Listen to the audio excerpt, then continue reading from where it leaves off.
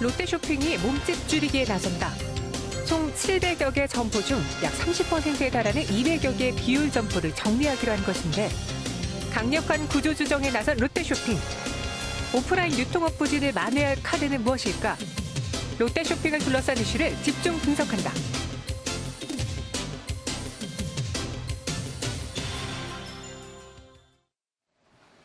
네, 이번에는 그 앞에서 실적 이야기 좀 해봤잖아요. 실적이 나오고 나서 좀 말들이 많은 종목 하나 골라서 이야기해 볼게요. 롯데쇼핑입니다. 예상보다 실적이 더 안 좋았는데 구조조정이라는 카드를 꺼냈어요. 앞으로 어떻게 될지 이번에는 메리츠증권 도곡금융센터 이번희 차장과 함께 이야기 나눠보겠습니다. 안녕하세요. 네, 안녕하세요. 네, 오랜만이에요, 차장님. 네, 오랜만에. 잘 지내셨죠? 네, 6개월 만에 나온 것 같아요. 네, 저희가 오늘은 롯데쇼핑에 대해서 이건희 차장과 함께 이야기를 나눠보려고 하는데 저희 이야기 나눠보기 앞서서 롯데쇼핑에 이번에 여러 가지 뉴스들이 쏟아진 걸 보고 많은 투자자들이 서로의 의견들을 막 내놓고 있더라고요. 좀 좋게 보시는 분들도 있고 아 예상보다 실적이 더 안 나왔어라면서 불안해하시는 분들이 있는데 저희 롯데쇼핑 종목 토론실에 한번 들어가서 어떤 의견들이 나왔는지 한번 볼게요.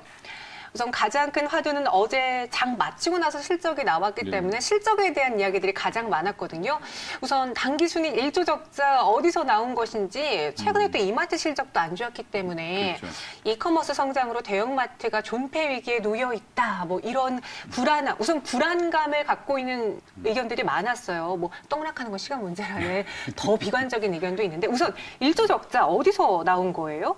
일단은 뭐 그 결론부터 말씀을 좀 드리면 1조 적자라는 게 뭐 엄청나게 문제가 있어서 적자된 게 아니라 네. 아마 그랬으면 오늘 뭐 주가가 뭐 엄청나게 빠졌겠죠. 근데 생각보다 주가 움직임을 보면 거의 뭐 1, 2% 시장보다 그렇게 많이 빠지지 않는 그런 네. 모습을 보여주고 있기 때문에 그 내용을 보면 일회성 비용이다라고 생각하시면 될 것 같습니다. 주로 이제 일회성 비용이 나가는데 실질적으로는 4분기 단기 순이익은 좀 벌었습니다. 한 1,680억 정도 벌었는데 일단 이제 일회성으로 회계상 장부에 문제가 됐던 것들을 떨어내는 과정을 거쳤다라고 보시면 되겠는데 네. 구체적으로 좀 말씀을 좀 드리면 이게 오프라인 최근에 이제 보면 그 좀 어려운 말이 좀 나오는데 손상차손이라는 게 있습니다. 손상차손이요? 네, 손상차손. 그러니까 아마 리포트를 좀 읽어보셨거나 뭐 관련된 기사를 좀 자세히 보신 분들은 손상차손이라는 말이 나올 텐데 일단은 가장 큰 게 그 회계 기준이 좀 바뀌면서 리스 자산에 대한 회계 기준이 바뀌면서 사용권에 대한 손상 차손이 한 9천억대 정도 이루어졌고요. 9,500억 정도 이루어졌고 그 외에 이제 하이마트라든지 뭐 롯데 슈퍼라든지 관련된 이제 영업권 관련된 손상 차손도 좀 이루어졌고 그게 거의 한 1,400억 정도 됩니다. 그 외에도 이제 뭐 세금 관련된 거 700억 정도 나왔었고요. 자산 취득에 관한 세금, 취득세 관련돼서 나온 부분이 좀 있었고요.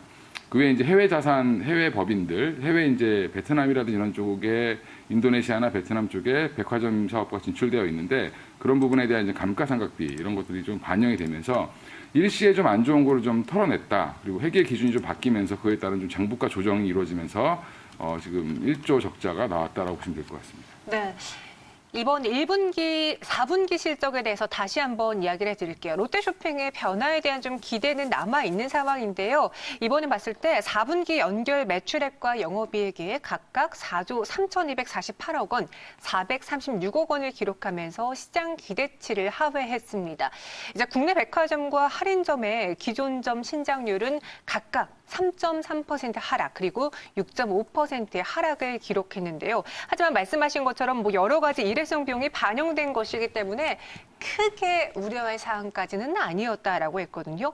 근데 앞서 우리 한 토론방에서 그런 이야기가 있었어요. 이커머스가 시장이 커지면서 그러니까 온라인으로 쉽게 말해 온라인으로 물건을 구매하기 때문에 롯데쇼핑처럼 또 이마트처럼 대형마트를 갖고 있는데 직격탄을 맞을 수밖에 없다라는 거거든요. 그건 일단 뭐 트렌드인 것 같습니다. 최근에 아마 백화점 자주 가셨어요? 저는 거의 가본 적이 없는 것 같은데. 아, 저는 직접 보고 사는 걸 좋아해서. 아, 예. 아주 네. 좀 옛날 분이시죠. 맞네요. 예.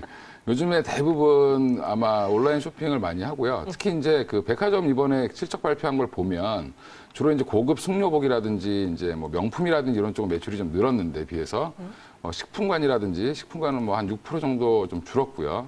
그 그 외에 이제 좀 중저가 브랜드 관련된 것들은 좀 계속 매출이 좀 줄고 있는 모습이다라고 보시면 될 것 같습니다. 그러니까 결론적으로 지금 큰 트렌드는 지금 뭐 마켓컬리라든지 뭐 좀 편리성을 좀 강조한 거죠. 뭐 밤에 주문해도 새벽에 아침에 배송을 해주는 그런 것들의 이제 발달로 인해서 이커머스가 지금 굉장히 발전을 하고 있습니다. 오늘 주문하면 내일 바로 오기 때문에 네. 굳이 이제 백화점을 가거나 이렇게 하지 않는 모습을 좀 보여주고 있다라고 보시면 될 것 같고, 그 백화점은 또 이제 고급화 전략으로 가는 모습을 취한다 하더라도 그 나머지 이제 그 마트라든지 슈퍼마켓 같은 경우는 오히려 조금 더 매출이 점점 줄 수밖에 없는 그런 상황이 좀 나오고 있다라는 부분은 큰 트렌드일 것 같은데, 사실은 그렇다고 해서 뭐 이게 계속 그렇게 될 수는 없습니다. 왜냐하면 오프라인에서 보고 사야 되는 것들이 꼭 있죠. 네. 예, 예. 그리고 뭐 명품을 사는데 몇 천만 원짜리, 뭐 그렇죠. 몇백만 원짜리 사는데 온라인으로 주문하는 사람은 아마 없을 겁니다. 그래서 지금 아마 지금 예전보다 백화점에 가보면 좀 달라진 게, 저도 얼마 전에 이제 약속 때문에 한번 거기 가본 적이 있는데 계속 지금 일반 매장은 줄고 명품 매장이 계속 늘어나고 있는 모습이죠. 그러니까 네. 좀 마진이 크고 가격이 좀 비싼 거 위주로 해서 매장을 구성하고 있고, 네. 그 외에 이제 예전에 있었던 브랜드들이 좀 많이 빠져나가는 모습을 보여주는 거는, 그런 것들은 온라인 시장으로 좀 대체된다. 홈쇼핑이라든지 온라인 시장으로 좀 대체되는 그런 모습을 계속 보여주고 있다라고 보시면 될 것 같습니다. 그럼 여기 또 팩트 체크를 해봐야 되는 게, 어떤 분들은 그래요. 이번에 실적이 많이 안 좋았던 게 일회성 비용 반영한 게 상속세가 들어가서 그런 거 아니냐라는 의견도 있었거든요. 실제로 이제 신격호 회장이 돌아가시면서 별세하면서 이 상속세에 대한 이야기도 있었어요. 이번에 실적이 반영된 거예요? 일단은 상속세는 반영이 될 수가 없고요. 네. 그리고 일단은 상속세는 개인이 내는 거죠. 정확히 네. 얘기하면 그렇죠.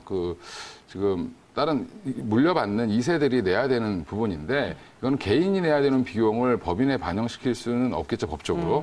예. 그래서 결국에는 대부분의 이제 그 상속세를 내는 과정을 보면 배당에서 일부러 이제 분납을 한다든지, 아니면 본인 자산을 처분해서 주식을 갖고 있던 것들을 처분해서 낸다든지 하겠는데, 사실 신격호 회장 같은 경우는 굉장히 나이가 많게 돌아가셨죠. 네. 99세였기 때문에 이미 아들들이 아마 준비를 다 했을 거고요. 예, 그리고 일단은 그건 대비했기 때문에 법인과 연가를 짓는다기보다는 뭐 그것 때문에 만약에 부족한 부분을 주식을 좀 매각한다든지 하면 뭐 약간의 영향은 있을 수 있겠지만 회계상으로 이게 반영이 될 수는 없다라고 네. 보시는 게 맞을 것 같습니다. 그 논란에 대해서, 그 투자자 의견에 대해서는 사실이 아니다라고 저희가 정리를 해드리겠고요.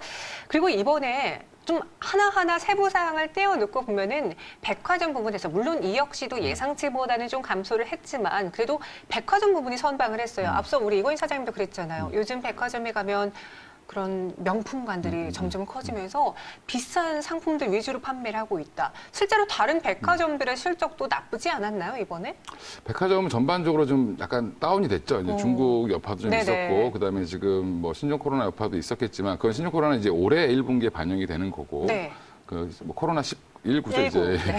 근데 이제 결국에는 백화점이 좋아지는 이유는 실적이 좀 올라오고, 그나마 백화점 사업부가 오프라인에서 살아남는 이유 자체는 고급화 전략이라고 보시면 될 것 같습니다. 결국엔 소득 양극화가 지금 좀 급격하게 이루어지면서 네. 오히려 이제 고가 위주의 전략의 상품들이 더 잘 팔리는 그런 모습이 좀 보여주고 있고요.